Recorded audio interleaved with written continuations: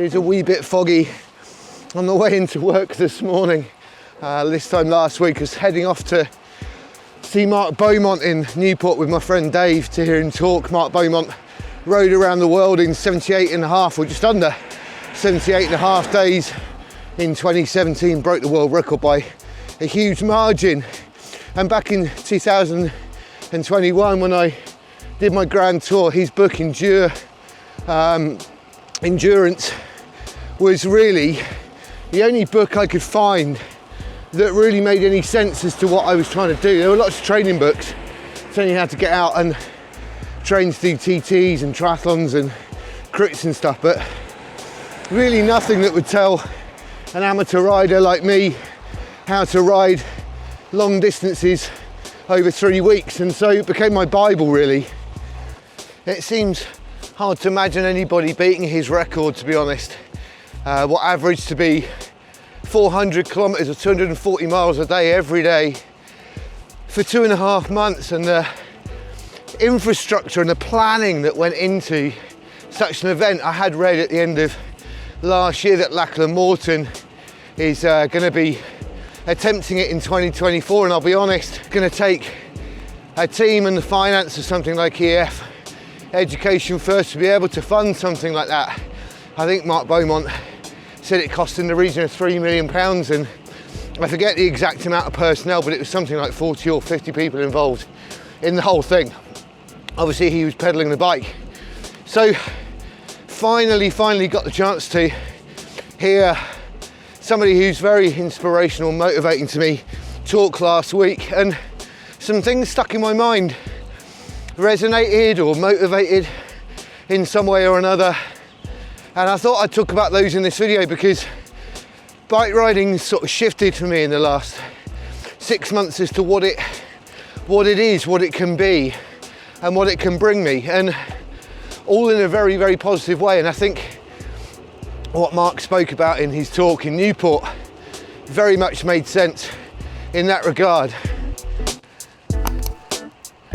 Fog's getting worse rather than better as the morning goes on.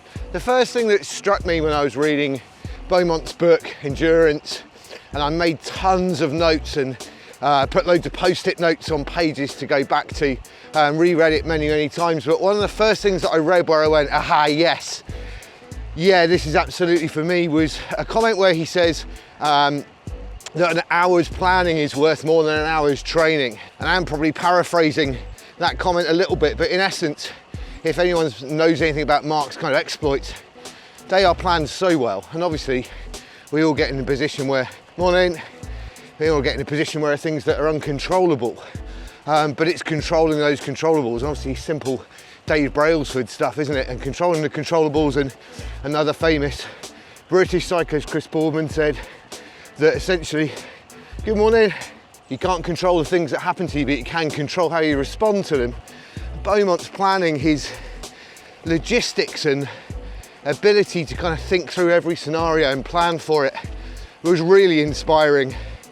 It did have an impact on me with the Grand Tour.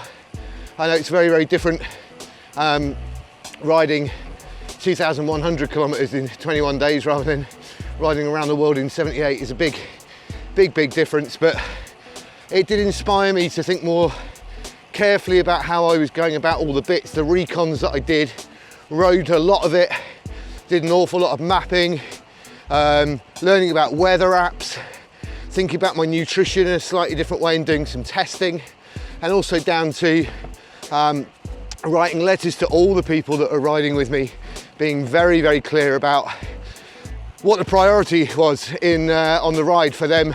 They only had to ride that one day, and I had yesterday in my legs and had tomorrow in my mind, and actually what I was doing that day was just not really that important. It was about getting to the next day. Just that quote, that idea of the fact that paying more attention to that than possibly worrying about going and getting another 25-30k was actually a super inspiring thing to sit down at the laptop in the evening, get the spreadsheets out and work out what more I could do. How does one thing link to another? What are the drives in Brecon between Monmouth and where I was staying in Llandovery? How long would that take? What food did I need? And very, very little went wrong, and those things that did go wrong really were pretty unremarkable.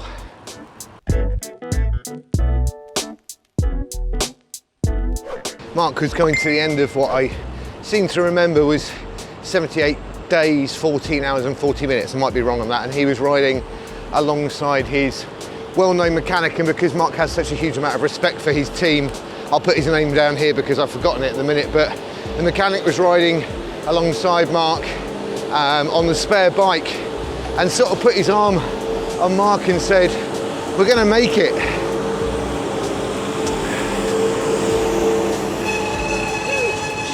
Whoa.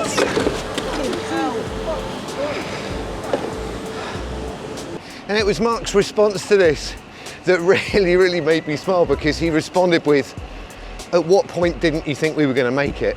And that's probably genuinely the difference. It's not this idea of maybe we can do this, we'll try. There are points when you know that you haven't got more to do with any of these things, no matter what it is, anything that demands a level of endurance. There's a point when you know that you're gonna get around it, but you can't ever go into it wondering what if. You have to have this unerring belief that it will happen, that you'll do it. In fact, Mark told a story about a well-known watch manufacturer that was gonna put in a decent lump sum of money into sponsorship. Not really an amount of money that he was able to turn down, but they were concerned that they were pinning everything on the 80-day record and that he would break the record, but it might not be in 80 days. And they asked him not to mention that in the press, and he refused, saying that that is absolutely what the project is about, is getting around in under 80 days. He wasn't prepared to compromise on that in any way, shape or form. Of course, on any project, you have good days and you have bad days, but there's absolutely no question that you can't go into anything that's a challenge, whether the knowns are known or the unknown's unknown. You really can't go into anything really wondering whether it's possible. You've got to know, you've got to do everything you can to know that you've left everything in place to be able to do these things, and that takes training and it takes planning, but it also takes a huge amount of mental commitment to something to actually believe that you can do it. And absolutely under no circumstances compromise on anybody else's belief that you can do it either.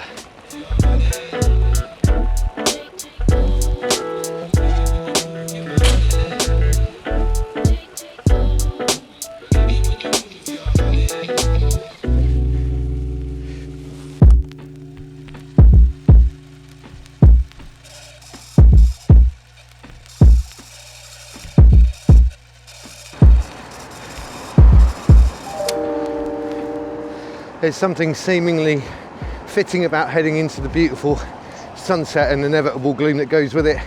Talking about his third point, Mark was talking about his record for the North Coast 500, which I believe he'd previously held, and had pulled out all the stops to try and retake the record off of a very well-renowned time trial rider who'd set an incredible time.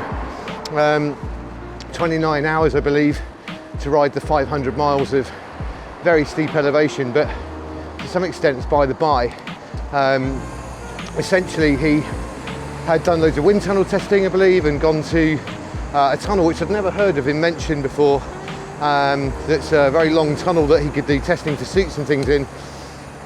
And he'd spoken to the time trial rider who held the record, and this time trialist has sort of said, you know, in essence, you don't do what I do, and I don't think you'll be able to do this in the same way that I don't do what you do, and I don't think I could ride around the world in 78 days, which was a fair comment. This previous record was incredibly fast, and for the majority of the ride that Mark did, he was behind. And the comment that he said that stuck in my mind was so much broader than the context that he meant it in, but the comment was, you don't win races at midday, you win them at midnight. And the ability to know how you are and what you're like and how you'll be able to do things at the worst of times is far more important than knowing how you'll be at the best of times. as I often say to people when it comes to practicing an instrument, you're not really improving how good you are, you're improving how bad you aren't. You're raising that baseline of what you can do on the very worst day at the very worst time, and being able to know what you're like and how you feel at that time is the most important thing in a race like this. And he brought up a graph which showed really that he was behind for the majority of the ride, and eventually, as darkness took over, the other riders' power and speed dropped, and Mark stayed fairly consistent. I mean, you know, you could pretty much draw a straight line through it, and ultimately he spent 78 days or 2.5 months riding around the world. You're going to kind of know the deepest, darkest elements of your behaviour, and I think that goes for all of us. I certainly am really keen to try and find those boundaries and to try and find really how I behave at those points. I've been in situations before, but nothing as insane as that. Absolutely stunning evening. That absolutely wild sunset we got tonight. Had a few of these recently. I took an awful lot from listening to Mark that night. He was very understated, didn't feel the need to press home, you know, the veracity of his records and power outputs and speeds and everything. He was just very calm, very cool, and very precision really, like his riding, like his planning. It's irrelevant to most of us because we don't know what, we can't relate to 260 watts for 28.5 hours. You can't relate to riding for 16 hours or 400 kilometers for 2.5 months. It's beyond our remit, but the point is, much like himself, he doesn't want to go back to do any of the things that he's done before. He's certainly not going to ride around the world again, and he's going to leave that to Lachlan Morton by the looks of things, and he won't be going back to do GB Duro, which is something that Lachlan Morton's also done. And I wonder if there's only one person that can really understand what Mark Beaumont's been through and relate to it, and that's Mark Beaumont. And I think that's the thing I'm taking from this, is that we don't have to copy others. We just have to come up with our own ideas, our own challenges, our own boundaries, and push ourselves to reach those, to see what we can get out of it. And that is probably the most inspiring thing of all. So look, do me a favor, click like, subscribe, hit the notifications bell, get a reminder every time I put one of these videos out. Follow me as I try and find those boundaries myself. And in the meantime, until I see you on the next video, you look after yourselves. Take care.